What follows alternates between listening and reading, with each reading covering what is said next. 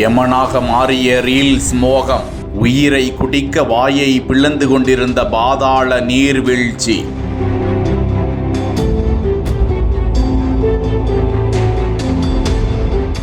உயரத்திலிருந்து நீர்வீழ்ச்சியில் குதித்த போது வெளியே வராத இளைஞர்கள்.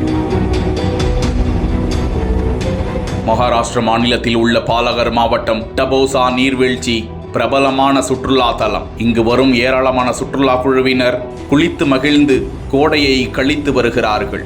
இந்த நிலையில் மீரா ரோடு பகுதியை சேர்ந்த மஜாஸ் சஜித் சைக் என்ற இளைஞர் தனது நண்பர்களோடு 120 அடி உயரமுள்ள அந்த நீர்வீழ்ச்சியின் உச்சிக்கு ஏறி சென்றார். அங்கிருந்து தனது நண்பரோடு சேர்ந்து இருவரும் கீழே குதிப்பதாக திட்டமிட்டு அதனை நீர்வீழ்ச்சிக்கு கீழே ஓரமாக நின்று கொண்டிருந்தவர்கள் வீடியோ எடுக்க அந்த உயரமான மலையில் இருந்து அதள பாதாளத்தில் இருந்த தண்ணீர் பகுதியில் குதிக்கின்றனர். குதித்த வேகத்தில் உள்ளே சென்றவர்கள் சேரும் சகதியும் பாறையும் நிறைந்த அந்த பகுதியில் இடுக்குகளில் சென்று சிக்கிக் கொண்டனராம். அதில் ஒரு இளைஞர் படுகாயத்தோடு மேலே வர மசாஜ் சஜித் சைக் மட்டும் வெளியே வரவே இல்லை.